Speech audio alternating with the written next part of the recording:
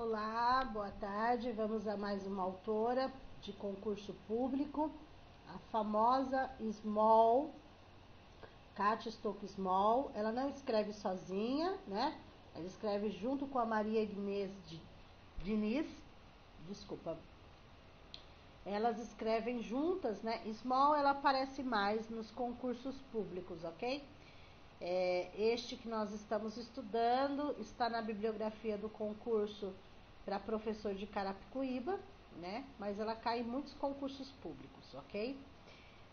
São vários livros que ela escreve, porém nessa bibliografia nós temos Ler, Escrever e Resolver Problemas, habilidades básicas para aprender matemática, tá?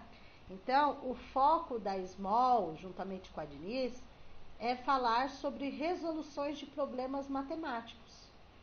Problemas matemáticos que envolvem adição, subtração, multiplicação, divisão, mas todos os problemas, as situações problemas, né, o foco delas é falar para os professores trabalharem com as situações problemas envolvendo, e não simplesmente dar a conta, né? Arma efetue, pronto, lota a lousa lá, arma efetue. Não, a ideia não é essa. É dar situações, problemas para fazer com que eles reflitam na resposta. Criem hipóteses, criem soluções diversas daquela situação, ok? Então, outra coisa, para que o professor também considere o tipo de resolução de problemas. Então, muitas das vezes, os alunos vão utilizar símbolos, desenhos, para resolver aquela situação. Até ela coloca aqui, na própria capa do livro, né? Desenhos das crianças desenharam para responder uma situação problema. Então, o professor, conforme ela, pode estar contribuindo com essa aprendizagem mediante um novo pensamento, que é aceitar os tipos de resoluções de problema, como por exemplo o que mostra aqui na capa. Vejam, 8 vezes 5, 40, certo? O que a criança fez? Olha só o que ela fez. A criança fez uma tabela, colocou 5, 10, 15, 20, 25, 30, 35, 40. Colocou o resultado, ela fez 8, 1, 2, 3, 4, 5, 6, 7, 8. Ela fez 8 quadradinhos, tá vendo? 8 quadradinhos. Em cada quadradinho ela colocou 5. 5, que depois foi 10, depois virou 20, de 5 em 5, em 8, e resultou 40. Então, é para o professor aceitar esse tipo de resolução. Porque, queira ou não, a criança chegou à conclusão. Ela não fez simplesmente a conta, ela pensou na possibilidade para chegar a um resultado. Ela não simplesmente fez a conta. Isso é mais significativo, porque mostrou que a criança teve que levantar hipótese. Ela resolveu o problema de outra forma, tá? Utilizando desenhos, símbolos, enfim. Ok?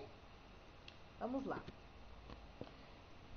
Bom, então é Small e Diniz. Ler, escrever e resolver problemas, habilidades básicas para aprender matemática. Muitos professores acreditam que as dificuldades apresentadas por seus alunos em ler e interpretar um problema ou exercício de matemática estão associadas à pouca competência que eles têm para a leitura. Também é comum a concepção de que, se o aluno tivesse mais fluência na leitura, nas aulas de língua materna, língua portuguesa, consequentemente, ele seria o melhor leitor nas aulas de matemática. Então, primeiro, realmente, né, o aluno que tem dificuldades na leitura, na escrita, né, eles também, assim como eles têm dificuldades em interpretar uma questão de português, eles vão ter problema em interpretar uma questão de matemática. Isso é fato.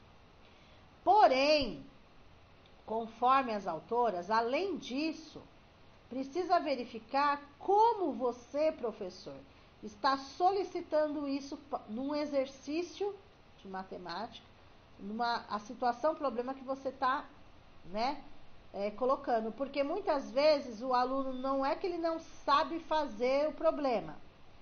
A forma como você pediu o problema, ele não está conseguindo interpretar.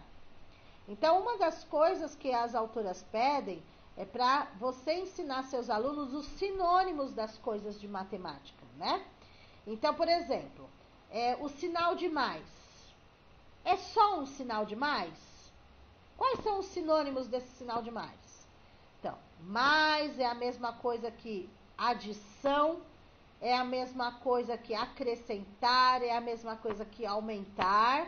Então, tudo tem que fazer sentido para ele. Porque se você muda uma palavra, você pede aquilo direto, de repente você mudou uma palavra, você não contextualizou o que era para ele fazer, ele não interpretou o que é para fazer, ele não vai fazer. É a mesma coisa do sinal de menos. Você só falava para ele sinal de menos, menos, menos. Aí, de repente, você vem com um sinônimo, subtração. Ele não sabe que subtração é a mesma coisa de menos. Então, você tem que criar essas condições para ele. Então, sinal de menos é a mesma coisa que subtração, é a mesma coisa que tirar, subtrair, né? Tirar, diminuir, enfim, ok? Então, às vezes, são vários segmentos que vão atrapalhar o aluno na resolução de problemas. Um deles é a questão da interpretação do que você pediu. Vamos lá. Embora tais afirmações estejam em parte correta, pois ler é um dos principais caminhos para ampliarmos nossa aprendizagem em qualquer área do conhecimento. Precisa ler para entender, para interpretar, para contextualizar, para dar sentido, né? Então, a leitura vai fazer parte do português, da matemática, história, geografia, ciência, enfim, tudo, né? Consideramos que não basta atribuir as dificuldades dos alunos em ler problemas à sua pouca habilidade em ler nas aulas de português.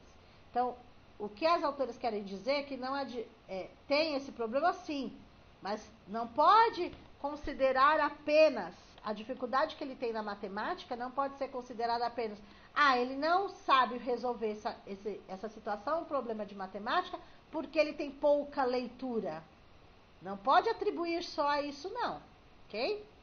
A dificuldade em que os alunos encontram em ler e compreender textos de problemas estão, entre outras coisas, ligadas à ausência de um trabalho pedagógico, aí elas jogam para o professor, específico, com o texto do problema nas aulas de matemática.